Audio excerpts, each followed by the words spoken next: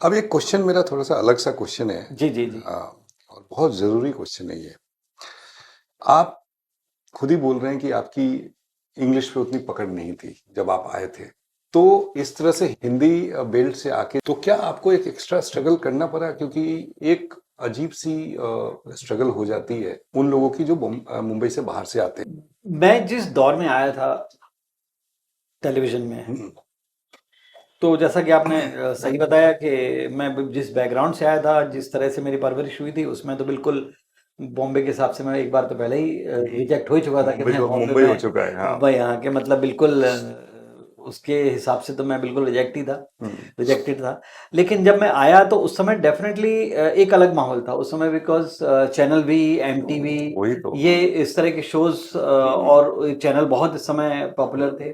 लोगों उस समय होस्ट भी यही चाहते थे कि इस तरह की हमको लैंग्वेज मिले, जो कि मुझे बताया गया था, कई लोग जो उस समय जिनके लिए लिखा मैंने, हम्म, तो बोलते थे उस समय ये बास्टर्ड लैंग्वेज, हम्म, उसको बोलते थे कि बास्टर्ड लैंग्वेज, इनका एक टर्म यूज करते थे हम्म, कि बास्टर्ड लैंग्वेज में लिखो। हम्म, अब वो बास्टर्ड लैंग्वेज तो खैर लैंग्वेज तो लैंग्वेज ही होती है। हम्म, मैंने पहली बार सुना था कि बास्टर्ड लैंग्वेज भी ऐसी कोई भाषा होती है। हम्म। क्या होता था उसमें? अंग्रेजी है या हिंदी है या क्या है। हम्म, तो मुझे तो वो बोला गया था कि लिखो। मैंने एक दो बार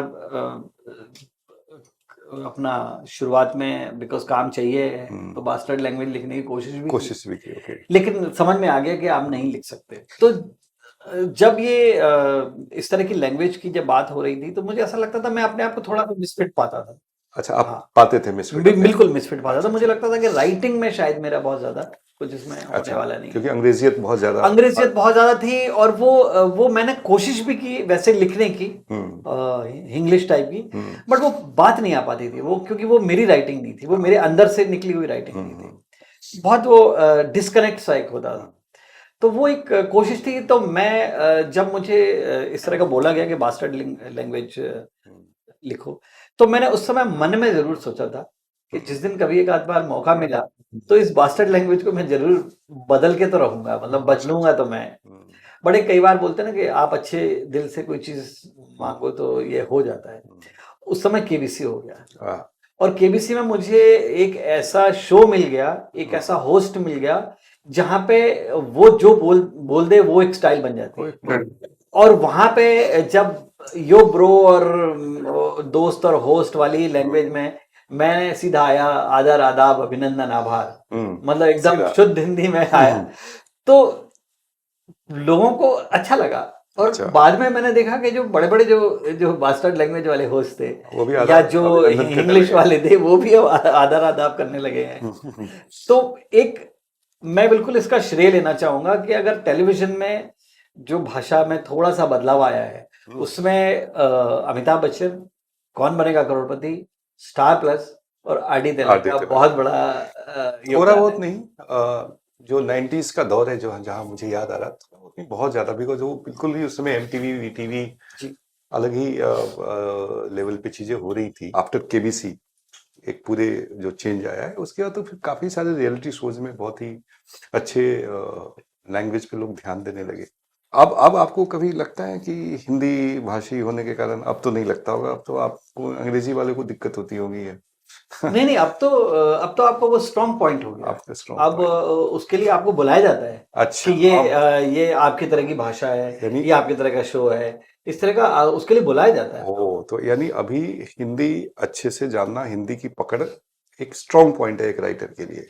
स्ट्रॉन्ग पॉइंट देखिए इसलिए भी है स्ट्रॉन्ग पॉइंट, क्योंकि बाकी अब जो पढ़ाई सारी जो भी नेक्स्ट जनरेशन आ रही है, हाँ, जो टेलीविजन में हाँ, या ओटीटी में या एंटरटेनमेंट इंडस्ट्री में जो हाँ। भी आ रहे हैं, वो सब सारे कॉन्वेंट के और इस तरह के अंग्रेजी मीडियम के पढ़े हुए आ रहे उनकी हैं। सोच तो इंग्लिश है। हिंदी वैसे भी उनकी उनकी भाषा नहीं है। अच्छा, अच्छा। तो ऐसे में उनके लिए और जो हिंदी वाला जो होगा ना, हाँ, उसकी और वो इम्पोर्टेंस डिमांड बढ़ने वाली बढ़ेगा। है। अच्छा, अच्छा। अजब प्रेम की गजब कहानी, जिसमें आप एज ए राइटर हमारे साथ काम किया था आपने, तो क्या वो आपकी पहली फिल्म थी या उसके पहले भी आपने?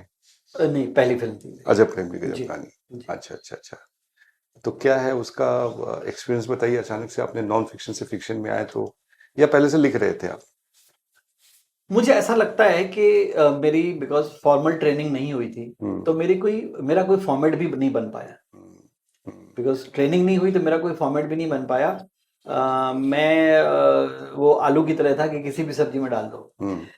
और मुझे ऐसा लग रहा था कि मेरे कोई ना तो कोई स्टाइल था। जो चीज़ें आ गई, शायद नॉन फिक्शन इसलिए आ गया बिकॉज मैं न्यूज़पेपर में था।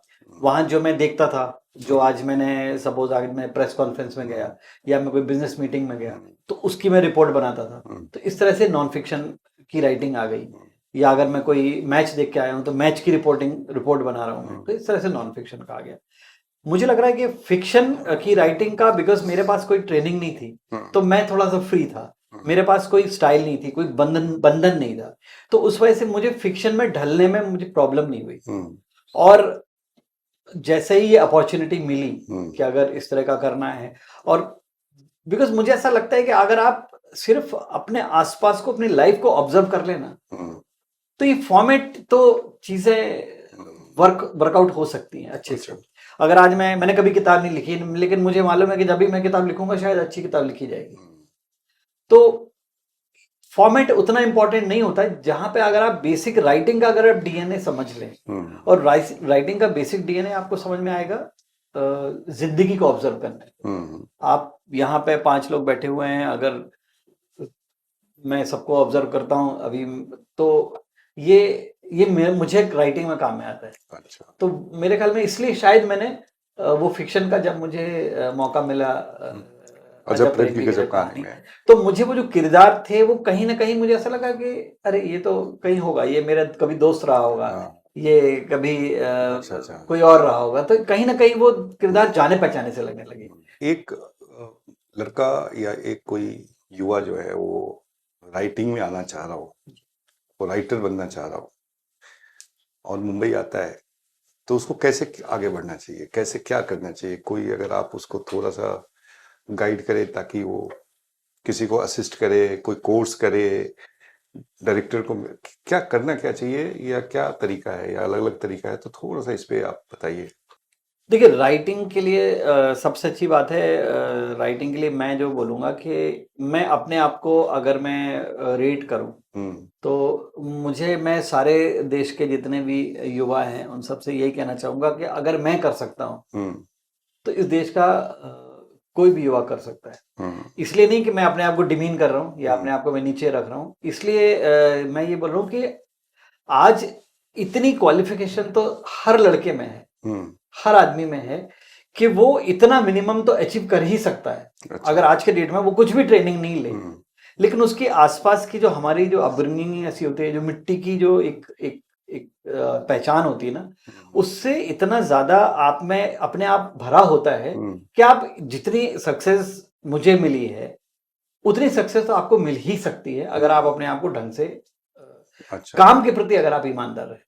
अच्छा, अगर आप काम के प्रति ईमानदार काम के प्रति ईमानदार को थोड़ा एक्सप्लेन कीजिए। मैं एक्सप्लेन करता हूं। देखिए, कौन बनेगा करोड़पति की जब शुरुआत हुई, जब मुझे बुलाया गया तो शुरुआत हुई, तो मुझे लगा कि ये अगर मैं लिख रहा हूं तो ये तो कोई भी लिख सकता है जिसकी भाषा अच्छी है। ऐसा तो नहीं कि मेरी ही भाषा अच्छी हो, किसी की भी भाषा अच्छी हो सकती है, और जिसकी भाषा अच्छी है वो लिख सकती है। लेकिन एज ए राइटर मेरा क्या कॉन्ट्रीब्यूशन है उस शो में? एज ए राइटर आप अपना ये देखिए कि आप जब आ रहे हैं टेबल पे, आपको पैसे मिल रहे हैं, तो आप क्या दे रहे हैं। अगर आप अच्छा कुछ दे सकते हैं तब आप ब्रांड बनेगा। तो जो भी नए राइटर आ रहे हैं, आप राइटर मत बनिए, आप पहली बात तो अपने आप को ब्रांड बनाइए।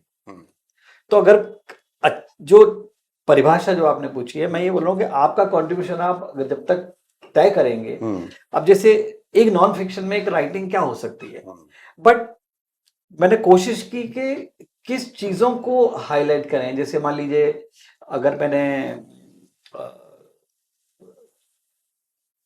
कंप्यूटर जी है, मान लो कंप्यूटर जी है या घड़ी है। अच्छा, ये सब टर्म्स आपने निकाले थे। टर्म्स अगर निकाले हैं, तो अगर मैं ये बोलता है, अगर ये टाइमर देखिए, आपका टाइमर शुरू होता है अब, लेकिन मुझे लगा कि अगर इसको कोई मैं एक पर्सोनिफिकेशन कर दूं, इसको एक मानवीकरण कर दूं इसका, तो अपने आप में एक चीज जिंदा हो जाएगी।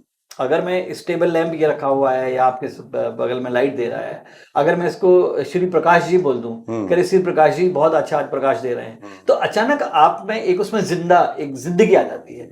तो तो ये आपकी सोच है, ये सोच thought है, है, ये ये आपकी राइटिंग का, contribution है। ये राइटर का कंट्रीब्यूशन है। हाँ। मैं सबसे ये बोलता हूँ कि आप देखिए कि आप सिर्फ लिखिए मत, लिखने के आप लिखेंगे, आपको पैसा मिलेगा, सब खुश हो जाएंगे, लेकिन क्या यहाँ पे आपकी जिम्मेदारी खत्म हो जाती है? नहीं, आपकी जिम्मेदारी इससे आगे है, एक राइटर की जिम्मेदारी इससे आगे है कि आप इससे आगे क्या दे रहे हैं, आप कंट्रीब्यूशन आपका क्या है।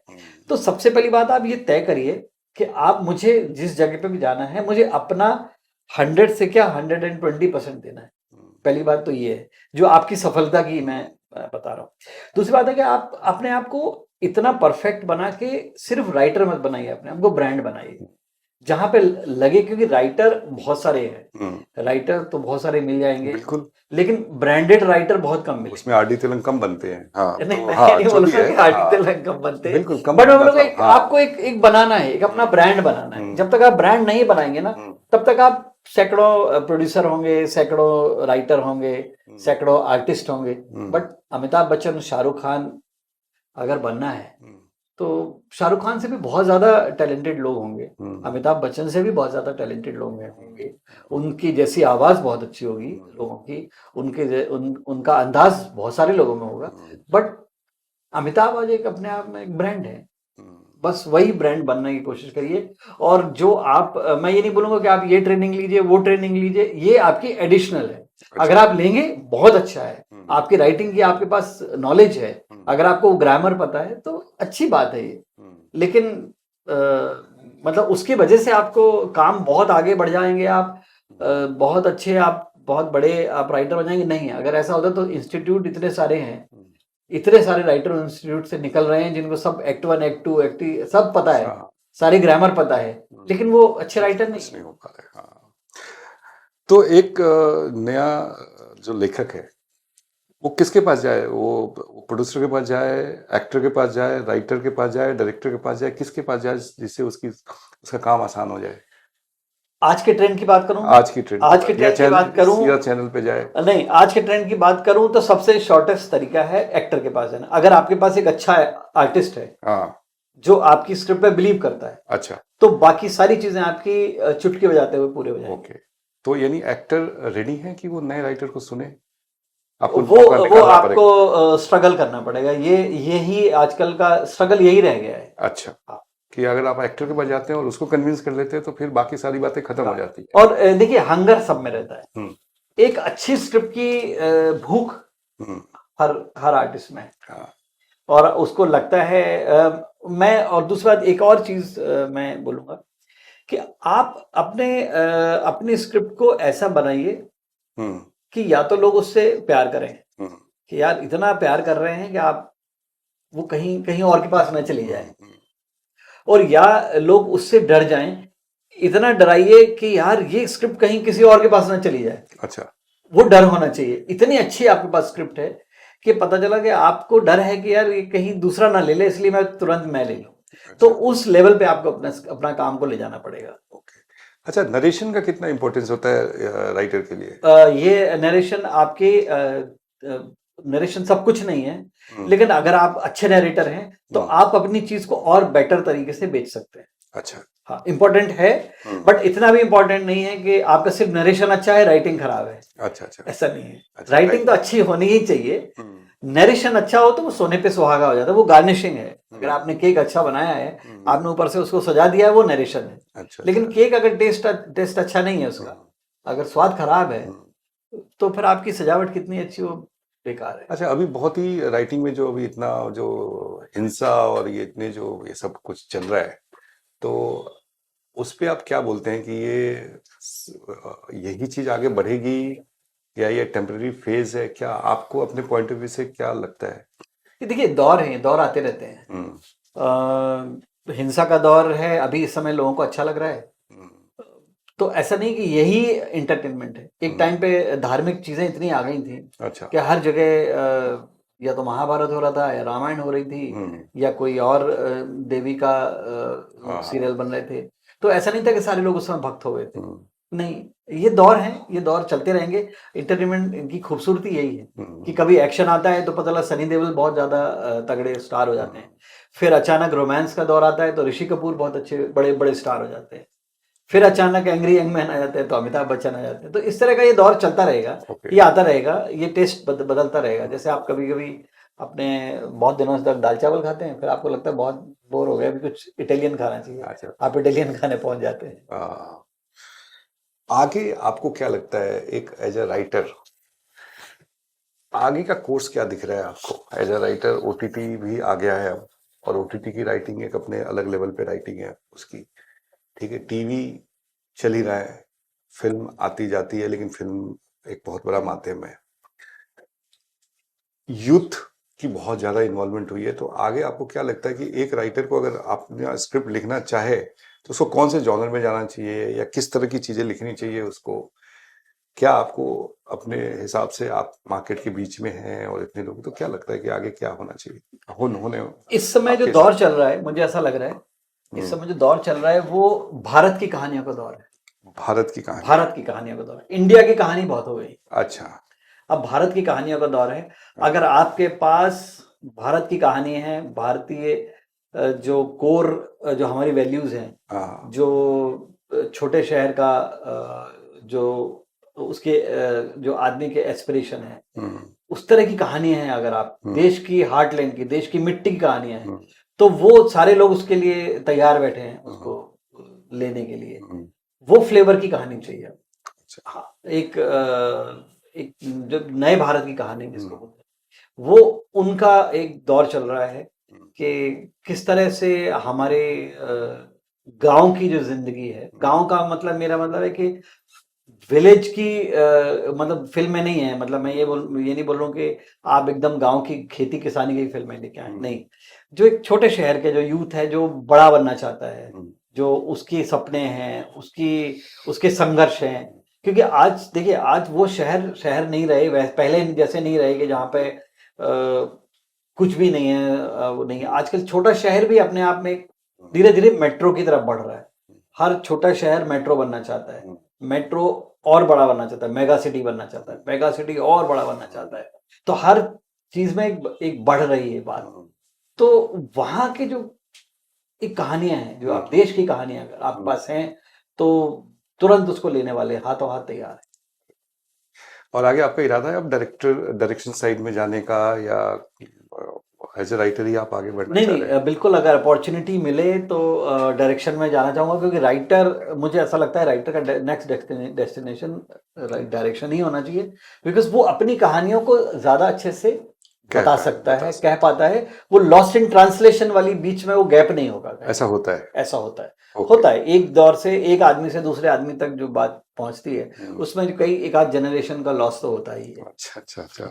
अच्छा, कोई नया राइटर है या कोई भी इंसान जो देश में कहीं भी है, वो आपको कनेक्ट करना चाहे, आपसे कोई कम्युनिकेट करना चाहे, तो आप चाहिए तो अपना ईमेल आईडी या कुछ भी अगर आपको चाहिए तो आप दिखा देंगे उनको, ऐसा बिल्कुल, लगता है? हाँ। बिल्कुल, मैं जरूर, अगर मेरे ख्याल में मेरा नाम, पता, फोन नंबर सब उसकी डायरेक्टरी में मौजूद है। अच्छा। और मेरा एक ही नंबर है जो शुरुआत से मेरे पास है, मतलब आप वो सार्वजनिक नंबर है। अच्छा।